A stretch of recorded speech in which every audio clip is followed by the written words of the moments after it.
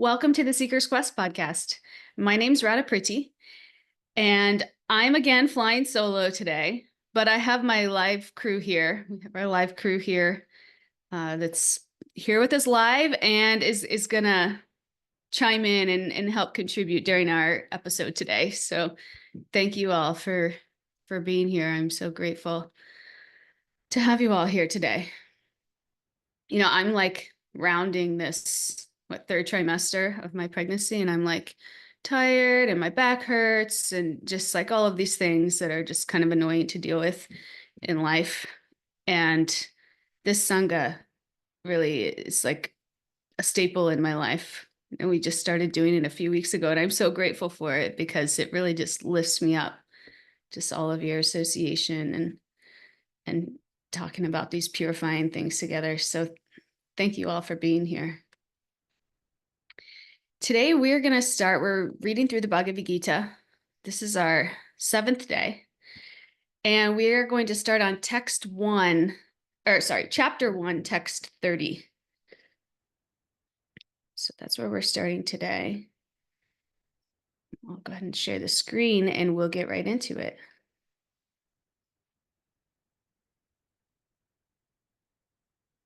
Okay, here we are. 1:30. I am now unable to stand here any longer. I am forgetting myself, and my mind is reeling. I see only causes of misfortune. O Krishna, killer of the Keshi demon. Where we are here is, again, Krishna has brought Arjuna to the middle of the battlefield, and he's looking over at the other side. And where we left off the last episode is he's starting to get these physical symptoms as he's looking over at the other side, because he just has so much compassion for his relatives and everybody on the other side. And he's realizing that, like, really the gravity of the situation, what he's going to have to do here soon. And it's funny, you know, after the last episode, somebody called me and said, why is Arjuna just realizing this now? Like, hasn't he known this? Hasn't this been building up? Hasn't he known this forever, that this is what's happening? And the answer is, yeah, he has. He knows who he's going to have to fight. He knows what he's going to have to do. But at the same time, until he's like in that situation and looking over and sees the face of his relatives, sees Drona, sees Bhishma, is like really in it, he doesn't necessarily experience it in his body, which is, you know, something we can all maybe relate to. Like if you're a boss and you have to like fire somebody, or you're ending a relationship or something that you know is really going to be difficult, then sometimes we don't really experience that in our physical, like on the visceral level, until we're like actually in it and we're like, wow, I knew this was going to be hard, but I hadn't really experienced it inside my body, how that would actually feel. So this is kind of what Arjuna is facing here, just the reality of the situation. And in this, he's seen only causes of inauspiciousness. He's seen this cannot be good for anybody. The results here are just not going to be good. And he's saying that it's better to leave, better to not even fight. And he's seen only a lose-lose situation. You know, even if he fights and he wins the battle, it's still a loss because he's losing all of his relatives. Just the impact that will have. So whether he fights and he wins, or he fights and he loses, or doesn't, there's just like no, he doesn't see any positive here. So this is an interesting thing to recognize, you know, when we become attached, we become like this. We become bewildered. We feel it in our body. We maybe get confused. We maybe start to feel like our temperature increasing. We've all experienced this before. And this is actually a good sign. You know, it's a good almost like trigger to kind of sometimes know where you're at. You know, I was teaching a class one time and somebody asked me, you know, sometimes I think I'm doing selfless service, and I think that, you know, this is my service and I'm committed to it for serving divinity, but I'm not really sure if I am. How do I know if I am? And I said, oh, well, you can really feel it in your body if you think like something doesn't go the way that I want it to go. That's like a sign of attachment. You know, if you think that you're really doing the right thing and you think that you're detached and you're just doing it and you're so selfless. But when we think like, if you don't get if the result doesn't happen that you have in your mind, or if things don't go the way you want, or if you lost the service, right? How would you feel? And in that, these kind of triggers in our body, if we can use them as that and kind of tune into them, we can use them to help us lead to deeper realizations. And sometimes, like sometimes we'll have a concern for somebody else and it's warranted. Like maybe we know something that they don't know. And then we have to decide, like, is it our place to share it with them? Would that advice be welcome? And if so, then that's great. But at the same time, we remain detached from then whatever they decide to do with that information. Because unless the person is like a child and is in our care, we really showing a person love is showing that we respect and we trust their decisions. And if we can't do that, then it really is just like misplaced attachment. So this can maybe be difficult, like if we have grown children, because at one time they were our dependents and it was our responsibility to take care of them. But now it's time for us to really kind of let go and to support and love them in their decisions. And so in that kind of relationship with our children, we're even learning this. We're learning that eventually we really have to be detached and real. And if we're really detached, then we feel that. We feel, okay, then whatever way they go is fine. And if we are attached, then this will start to happen to us. We'll feel like these physical symptoms. We'll feel like it'll invade our mind. We can't get it off of our mind. We feel anxious. It really starts to kind of like overtake us, overtake our mind. And these are just signs of material attachment. So this can actually be really helpful if we choose to look at it that way, right? Does anybody have any experience related to this that they would like to share? Trevor, please share with us, Trevor. I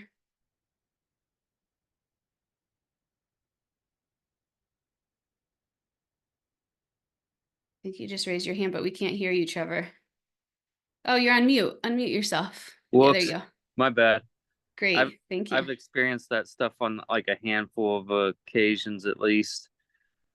It's Krishna organizes these awkward circumstances for the devotees, those who are serious as they're making their way closer to him, so that these circumstances externally draw out all those lower vibrations that are hiding within the crevices of your soul that you didn't know was there the whole time. So it's not even the external situations that's causing it. It's actually helping pull it all up to the surface. Like you said, it's actually a blessing that that's happening, because it means that you're facing your fears that you may not have known were inside of you, and then you're about to have a breakaway and get to the next level of surrender whenever that stuff's washed off after facing your fears. A specific situation with me most recently, I've been in custody battles lately. So in court, I'm not very comfortable in court because it's not a very God welcome place. They make you swear on the Bible, but they're not really godly beings that are representing the government, as we are all aware of. So it's not a very comfortable place to have your body, for one, and then for two, you have to go through the uncomfortable situation of facing the person that's done you wrong, and you got to endure all their lies about you, and you have to follow the judge's order of business. You can't just like respond when you want to. There's an order to go about the courtroom. There's courtroom has rules, so it's a very unpleasant situation, and that's what I've been going through most recently. And whenever I was in the courtroom, I was feeling just anxious for. We're in there 6 hours. My heart's just pounding the entire time. But afterwards, I was exhausted, but after a couple of days I felt really good. Mm. It's like I made a lot of internal progress by going through that experience. So I, I, it helps to know to be Krishna conscious, because as you're going through that, you're aware that this is needed for your purification process. So falling in love with the process is ideal, and understanding like why it's happening and all that, it makes it a little easier. It doesn't wash away all the anxiety immediately, but Yeah. it helps you not to be in a complete state of panic when it's happening, because it's part of the process. Yeah. Yeah. And that's a really tough one because that is related to your children, which, they are under your care and you have a responsibility to protect and take care of them. So that can be really confronting, I'm sure, to Yeah, feel that, and also to trust that the outcome is in divine hands, and to just that your role is just to do your best. Just do yes. your very best. Yeah. Thank you for sharing. You're welcome. Thank you for letting me. Lakshmi has something to say. Love to hear from Yes, Lakshmi. yeah. I want to share my experience. Um, I once mentioned in the class that I have a special needs child. She has autism and she's nonverbal. So it was a struggle raising her. And when she hit 12 or 13 years age, that time I think her hormones were like confusing her. She became very uncontrollably um, agitated. So I was unable to control her. Uh, she was getting upset for everything and she was throwing tantrums. And as she is growing, it was really hard for me to handle, and also for my husband too. It was really hard to handle. And at that time, I was a stay-home mom also. I wasn't working. My husband was going to work. And so I was like feeling helpless. So finally, I was like getting depressed. So Wow. yeah. So those anxiety, what is going to happen? How is this going to turn out? And all those inner feelings externally manifested in me as form of depression and helplessness. So that in that depressed state, actually one day it went to the peak. I was like, I was afraid if I am going to hurt myself or my child. That kind of a state I went into, and I really wanted to seek some help. And I called my daughter's psychiatrist, and I talked to him. This is what is going on, and he said, um, actually not the psychiatrist, his assistant. He used to come and counsel about Muni, about my daughter. So I had a little bonding with him because I was expressing all the everything that is going on with her. I used to tell him. So at one point, I called him and I told him, so I don't know what I am going to do. This is what my condition. It's like Arjuna telling to Krishna. It was like Yeah. total hopelessness, total hopelessness. He said, Lakshmi, you don't do anything. I am coming, you hold on. And then he came and he talked to me. And then, so psychologically, he was like giving me some tips and he was encouraging me. And during that time, it happened that we went to New Vrindavan. So that was like almost after 10 years, we first visited. Uh, and that time, I saw Bhagavad Gita Wow. as it is. And when we were leaving, I told my husband, I want to get that book. And then I went and I got the book and I started reading. And I was actually identifying myself with Arjuna, how he is like feeling and how he's Yeah. becoming uh, hopeless and all that feelings. And that really helped me. And also by bringing the book, Krishna came along with that. into my life.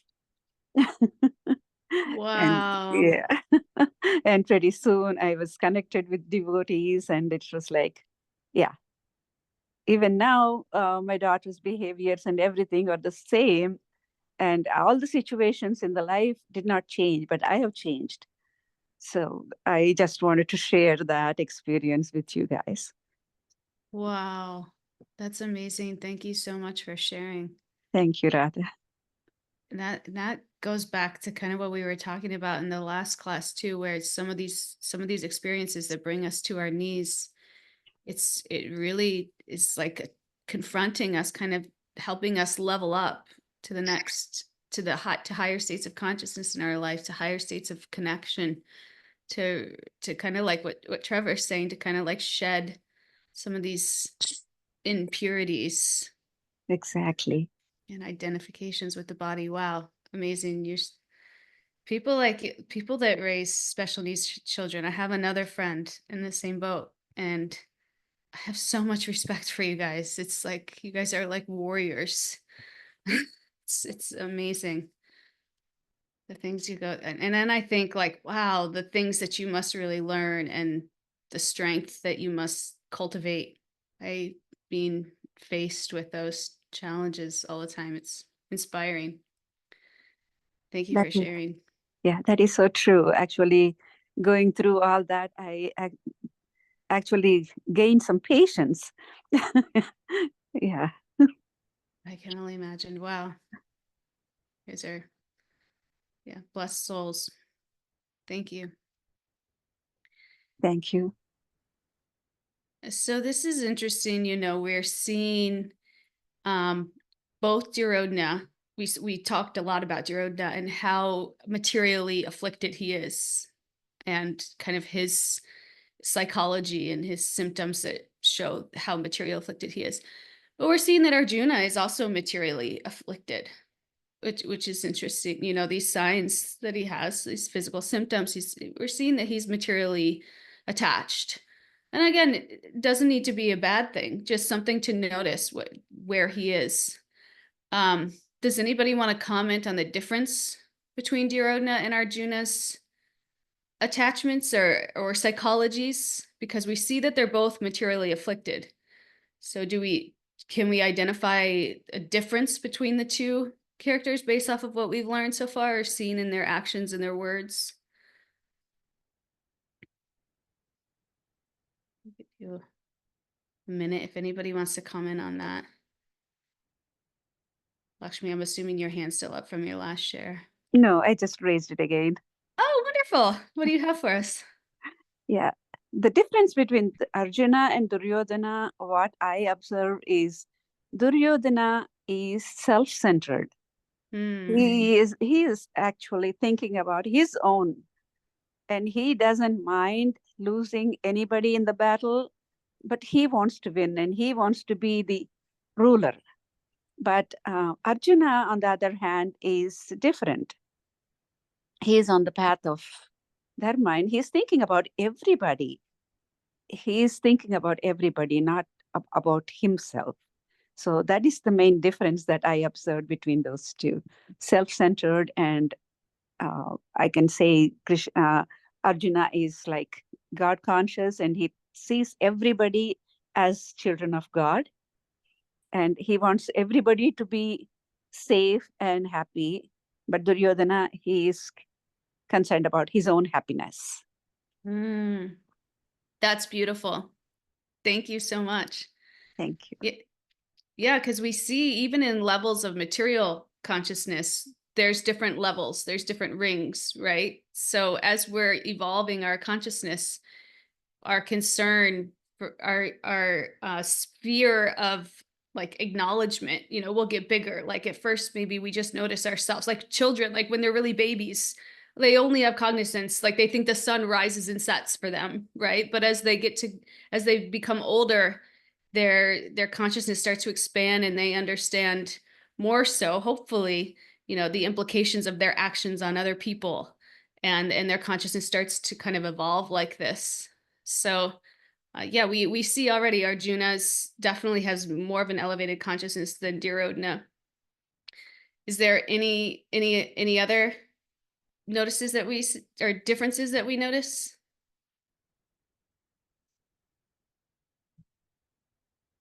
One thing I notice is Arjuna, he's a lot more open to being taught, and we'll see that more and more so. Right now he's providing his justifications for not wanting to fight, but just the fact that he chose Krishna, shows, and Krishna said he's not going to fight. So he knows that Krishna will just be a friend, a confidant, guidance, a teacher.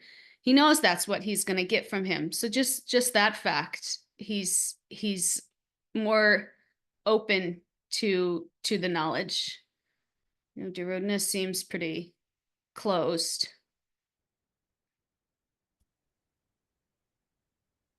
So yeah, does somebody else have something to say? I think another difference I noticed once you said that was how Arjuna is very real and he's uncertain in this situation. Not saying he got it all figured out. And Duryodhana seems pretty certain that, oh, he's gonna win. Look at all these people on my side, and I think I'm gonna win this. So yeah, there are deeper layers to it, I guess. Why he's certain and why Arjuna is more uncertain and more real with he's in touch with his emotions. Yeah, I love that you pointed that out, that he's in touch, and he's okay with being like, maybe I don't know all the answers. I feel like I spent a long time trying to convince myself and others that I had it all figured out. And now that I look back on that, I'm like, that's the time of my life where I had it the least figured out. It's when I really thought that I had it figured out. Now it's like, I don't know what I'm doing or where I'm going or what's happening. Like, yeah, sometimes when you're really able to admit that you don't know, that's where the space for higher intervention, you kind of allow space for that higher intervention. Whether that just even be like somebody that knows more than you that can advise you, and you make yourself open to hearing it, like in Lakshmi's story too, just a friend or a therapist, or yeah. Thank you. All right, so should we move on to the next verse? Lisa, I see your comment. You are here. You're busy at the time, but you'll comment. We are anxiously awaiting for your shares whenever you are ready. Okay, 131. I do not see how any good can come. Excuse me. I do not see how any good can come from killing my own kinsmen in this battle. Nor can I, my dear Krishna, desire any subsequent victory, kingdom, or happiness. Here we're seeing Arjuna just doesn't see any long-term gain in killing his relatives. He's seeing that the cost is greater than the result. Even if he gets the kingdom and victory, what's that worth? At the loss of his relatives, it just doesn't add up to him. So he doesn't see any happiness in fighting, kind of like a person who doesn't feel any hunger is inclined to cook. Like if you're not hungry, then you just don't really feel like cooking. So this cost benefit analysis, what I have to do versus what I'll get out of it, and the long-term haul for the short-term victory. So to him, war just isn't worth this big picture. And these arguments that Arjuna is going to present, we're going to see are like very relatable, and like, yeah, I don't really blame him for feeling that way. I mean, that's the way, on one level, we can totally see that. But it again, as our consciousness evolves, even on the material plane and then on the spiritual plane, we start to see that even there's something higher than even material relationships, and in this, Krishna or Arjuna is filling his God-shaped hole with these material relationships. And sometimes, even if it's a family member or somebody really elevated, or elder relationship, or a relationship that we really hold dear and we really respect, it doesn't mean that that's paramount in our lives. You know, that doesn't mean that it's not necessarily needs to be like the guiding force. It doesn't mean that we reject it, but it doesn't mean that we put ourselves under the authority of it in all circumstances. And that we talked about a little bit in the last episode too. Even sometimes like our families, like maybe when we're kids, we want to do, or as we grow up, you know, we choose a profession that we think our parents would approve of. And then maybe we realize that like that's not really conducive to our natures or doesn't really make us happy, and we feel stuck, or you know, kind of having that, we all have to kind of figure out what our North Star is, like what direction we're going to align our lives with. And sometimes we maybe learn that aligning with you know, higher authority figures, or who we thought were higher authority figures, or our family members, it is not necessarily how we want to align. And that can be kind of an interesting realization in itself. I remember when I used to go to therapy, my therapist told me this example of this woman who was this lawyer who always wanted to own a bookstore. That was what she like always wanted to do. And her mom wanted her to be a lawyer and really push that. And so my therapist was telling me about this, and she's like, and I always encouraged her to open the bookstore. And she'd say, I'll do it when my mom passes. I'll do it when my mom passes. And then my therapist said, you know what happened when her mom passed? I said, what, she opened the bookstore? She said, nope, she never opened the bookstore. So sometimes we even get so attached, you know, we get so attached to these ideas or these things that we learn from our elders that maybe, again, don't serve our higher purpose. And that can be confronting as well. So that's interesting to kind of, you know, assess in our own lives. Lisa, you have something to share? Wonderful. Good morning, everyone. I had to take care of a grand dog this morning. I was thinking about Arjuna and his battle and looking at his kinsmen. And I was thinking of it metaphorically as those kinsmen represent thoughts and ideas that need to be killed off in order for him to have a full relationship with the divine in this metaphoric battlefield that we've been witnessing. And very often they're holding on to ideas, and because they're represented, as you were speaking about, our authority figures or our elders, we're afraid to get rid of them. And I know that, you know, there's a parallel in the world, like even when you're starting a business, they are like, don't listen to your family necessarily, because they'll bring all of the criticism and all of the, you'll never do this, or you can't do that, or why do you think that's important to value? And we have to set aside their opinions and really turn and be in relationship with Krishna to understand the true victory is our relationship with him. I just wanted to offer that thought. Wow, that is so profound. You just took that to the next level, because these voices, yeah, they could be coming from anywhere, anything, from outside, from inside, that are doubting us, that are kind of getting us down. And yeah, that's the time really to redirect, realign, connect to our higher calling, and yeah, try to align our lives with that. What a beautiful point and metaphor. So profound. Thank you, Lisa. Yeah, society is another one of those things, right? Even just the norms that they tell you, like if you do X, Y, and Z, you'll be happy. You know, if you get married, if you have kids, if you get a good job, if you make good money, that's the key to happiness. You know, and for me, I'm like, I did all those things, like, and it's great, wonderful. But that in itself it wasn't enough for me, for my heart to be totally full. Like I felt it and I was like, what a gyp. I was sold on this life. I did all the things perfectly. You know, I graduated top of my class. I got a great job. I did all the things. Why don't I feel fulfilled? Yeah, that's beautiful. Thanks for sharing.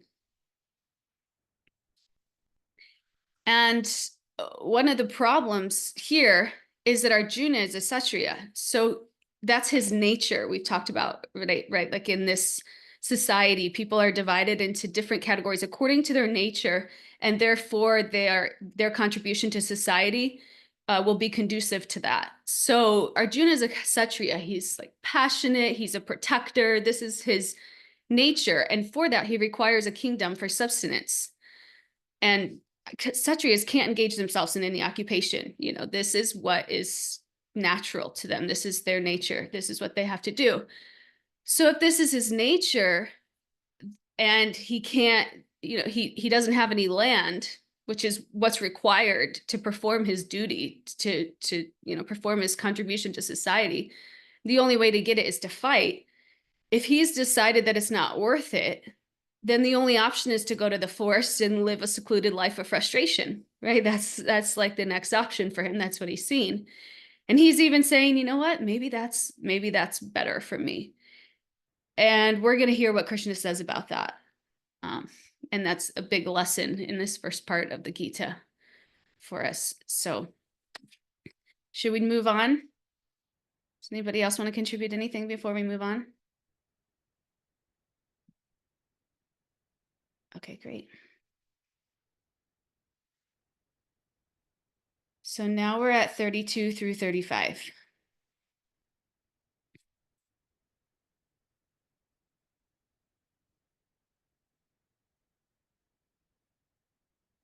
O Govinda, oh, what avail to us are a kingdom, happiness, or even life itself, when all those for whom we may desire them are now arrayed on this battlefield? O Madhusundana, when teachers, fathers, sons, grandfathers, maternal uncles, fathers-in-laws, grandsons, brothers-in-laws, and other relatives are ready to give up their lives and properties and are standing before me, why should I wish to kill them, even though they might otherwise kill me? O maintainer of all living entities, I am not prepared to fight with them, even in exchange for the three worlds, let alone this earth. What pleasure will we derive from killing the sons of Dhritarashtra? So he brings up a lot of good points in here. These are rhetorical questions. He's elaborating on how the cost is greater than the benefit. And it's important that we understand and maybe even relate to some of Arjuna's points here. You know, again, we think happiness comes from achievement. And there is some truth to that. You know, we're all taught you achieve, you climb the ladder, you're happy. And so there's some truth to that. But I think as we start to elevate our consciousness and we start to evolve, we realize that what makes achievement joyful is when we can share it with others. And here Arjuna is thinking of Bhishma's grandfather, Drona, his teacher. He's thinking that if he wins, he'll want to thank Drona for it. You know, Drona who taught him everything that he knows. And Drona's on the other side. So if he wins, that means Drona won't be there. And he's realizing, you know, these achievements are hollow if we can't share them with the people there. This kingdom, happiness, life, it's all valueless if we can't share it, if we can't experience it with the people that we love. So again, I think of these just like rings of consciousness. You know, again, when we're babies, we start off when we're selfish, we're self-centered.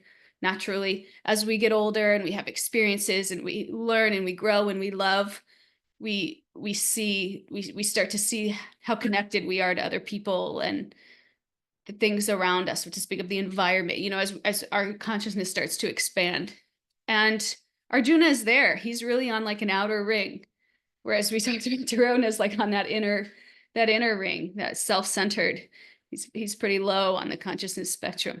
So he's seen this. And this is really, this scene is a testament to the power of love.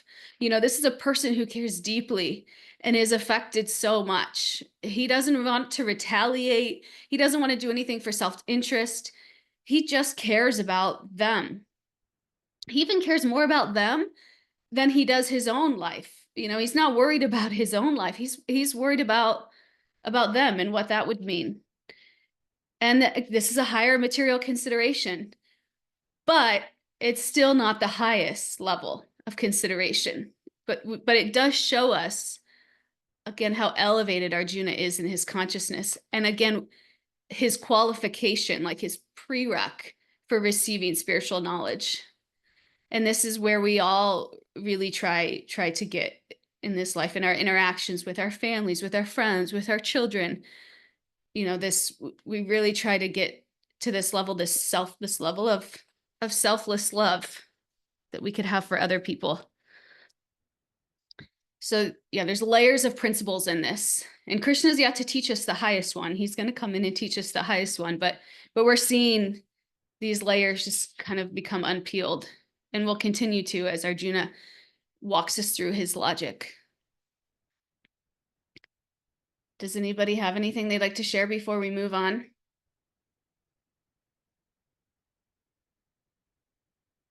Trevor,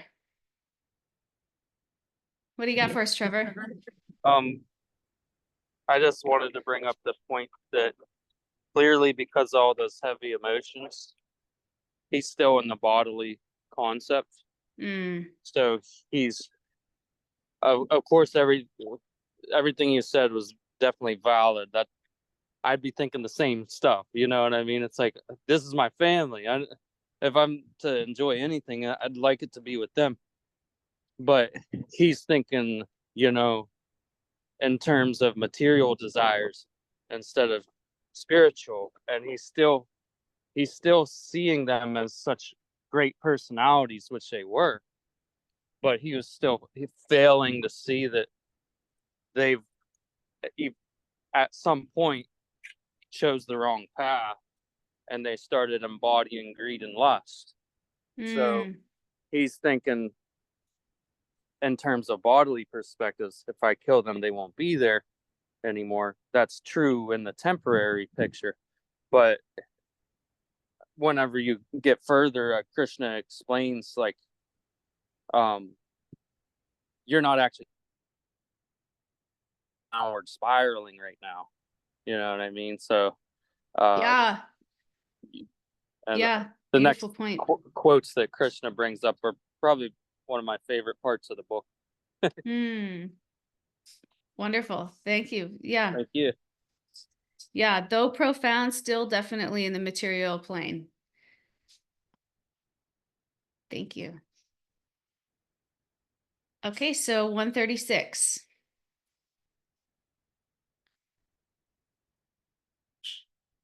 He says, Arjuna says, sin will overcome us if we slay such aggressors. Therefore, it is not proper for us to kill the sons of Dhritarashtra and our friends.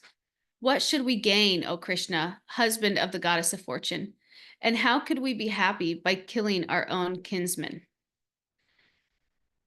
Here, Arjuna is saying, even if they're aggressors, they're still our relatives. There's no long-term gain. In fact, there's only harm, as we will be committing sinful actions. And the sin being to value the kingdom over the lives of relatives. And when you look at it just from that perspective, that's true, right? We know that. We don't value things over people. That's absolutely true. So Arjuna, he's showing saintly qualities. And what he's missing here, though, is again another layer, because he's kind of stuck in this his vision of relativity is just kingdom or lives of relatives, and from that it's obvious, okay, lives of relatives is higher. But as we start to zoom out and we see more kind of this complicated web that's being formed, we're seeing that the impact it's much greater than that, and that his duty, his commitment as a Kshatriya is to protect people, to protect Dharma, to uphold society. So if he won't do that, if he's refusing to do that, it's actually a little bit cowardly. That's the way it is really viewed, because it's like a police officer. Their job is to uphold Dharma and maintain order in society. And if their personal connections are inhibiting them from doing that, then that's something we say, oh, well, that's a little bit scary, right? So that's, as we expand our vision, we see more kind of layers of principles here to consider. And here also, Arjuna calls Krishna Madhava, or husband of the goddess of fortune. He wanted to point out to Krishna that as the husband of the goddess of fortune, he shouldn't induce Arjuna to take up a matter that would bring about misfortune. So Arjuna is really convinced here that this would bring about misfortune. The one thing he's forgetting, though, and that I think we could all relate to in our own lives, is he's forgetting that Krishna never brings misfortune to anyone and is always here to protect his devotees. And sometimes I know I can relate to this when, you know, I've exhausted all material efforts around a situation. You know, I have kind of a Kshatriya spirit. I can be resourceful and kind of a fighter. Sometimes it's like you even lose touch with what you're fighting for because you're so like you've really you've got so focused in on what you're doing that you're just that's all that you can see anymore. And sometimes for me, when I get like that, I kind of close the gap. I kind of lose space for divine intervention or any intervention, really. And so this kind of understanding that, you know, we are not the doer, we're not the controller. It's not all up to us. And we do what we can, we try our hardest, and then we accept what comes, and we see that as kind of divine arrangement, knowing that maybe it's to teach us a lesson, maybe to show us something that we overlooked or was in our blind spot. Or maybe there's something better for us out there that we just can't even comprehend of right now. And that by letting go of this, we're allowing space for that. So that that can be a really tricky thing to find that safe spot, you know, that okay, when am I trying too hard? When am I trying to be the controller? And when am I accepting that, you know, this is really maybe a turning point or maybe a fork in the road, and it's time for me to give it a little bit of space, step back from the situation, and to tune in a little to what's going on around me. Can anybody relate to that?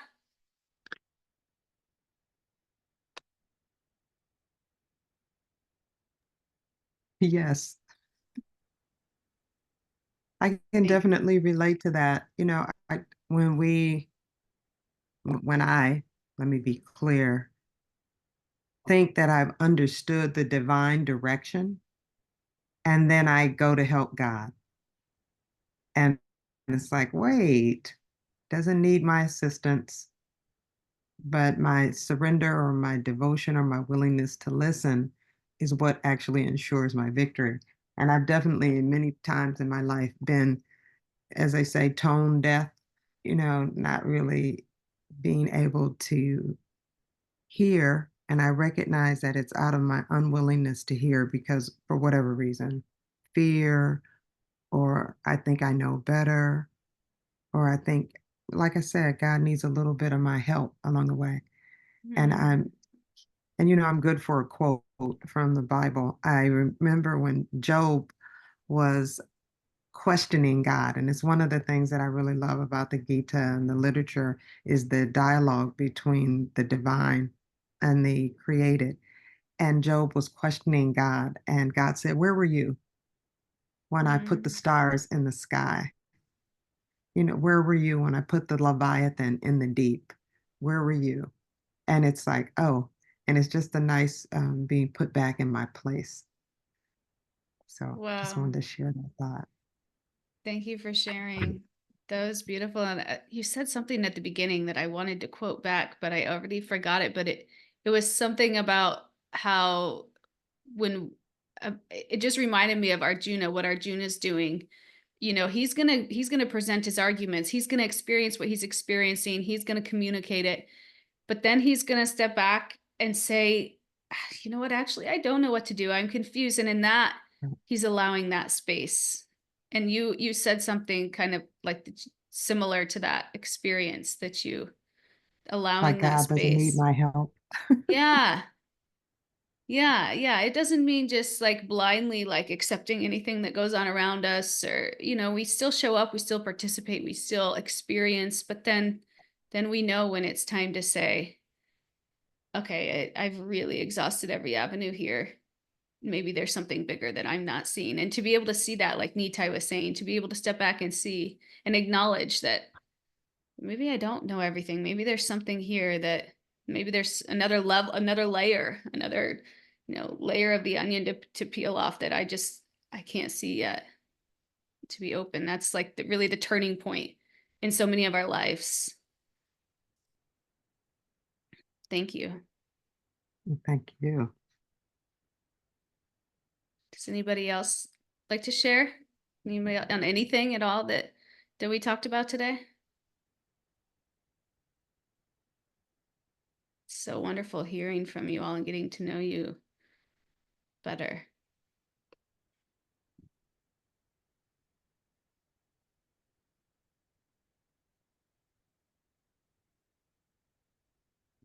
Okay.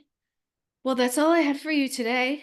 Thank you so much for coming, showing I up, do. and Okay. I do want yeah, to add one please, little thing. please. I just want to comment on the beauty of the Gita. I love the love language. Even he's, how he's speaking, to Krishna and their exchange. And I know that, getting into the meaning of it, but I just have to say, for me, I love the way they use language. It just feels Mm. loving and kind and inclusive and honoring and devotional. And I just wanted to say that about the Gita. Thank you for pointing that out. It does have like a purifying effect on your consciousness, right? Like when after spending an hour reading this, discussing it, it's like, yeah, it's really purifying to the consciousness. Thank And you. it's okay to be kind. And even though there seems to be a disagreement, there's so much kindness that's being offered and received throughout the process. It's like, of all the things, can I be kind? What can I leave people with? Can I leave them with kindness? And even if when we disagree. Yeah, that's a nice point. And we were talking in a couple episodes ago, right, about how after a day of fighting, they'd all sit down together. They were and have dinner. Like it wasn't personal for them. It was a matter of principle, and that made everything so different. We make Mhm. everything so personal these days.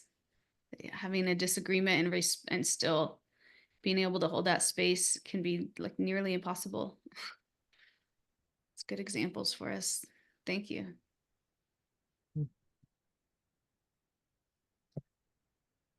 Oh, Trevor, you want to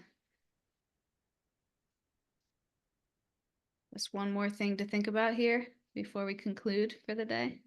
What do you have for us, Trevor? You're talking, you're on mute because I can't hear you. Oh, sorry. I just wanted to say thank you. And thank you to everyone for your association. Thank you, Radha, for being so consistent, like Lisa said, and how helpful these sessions have been for me beyond words. I really, it never ceases to amaze me how wherever we're at in the book is completely synchronized with what we're experiencing in our lives. Like, it's almost like Krishna's right next to you the whole time, sitting in your passenger seat, or you know what I mean? Yeah, It's for really sure. fascinating. I just want to say thank you. Thank you. Thank you, Trevor. Thanks for showing up and doing the work, and thanks for contributing. And it's so much nicer to do these things in Sangha. And it's so much more profound, right? You walk away feeling like so uplifted, and it really sits with you in a deep way when we all get together and discuss and share. And it's so helpful. Thanks. So Really thank you is. all. Thank you all. Hare Krishna. Hare Krishna. Hare Bol. Well, thank you all. We'll see you Thursday, hopefully with Veda. And thank We'll you. see. Thank you so Thank you much. all. Thank you. Thank you so much, Radha, for organizing this call. Thank you. Thank you so much for sharing, Lakshmi. Love hearing from you. I know it takes a lot to share, but over time, hopefully we'll hear from everyone, and then we'll continue to learn and grow and connect together. Thank you. Hare Krishna. Hare Krishna.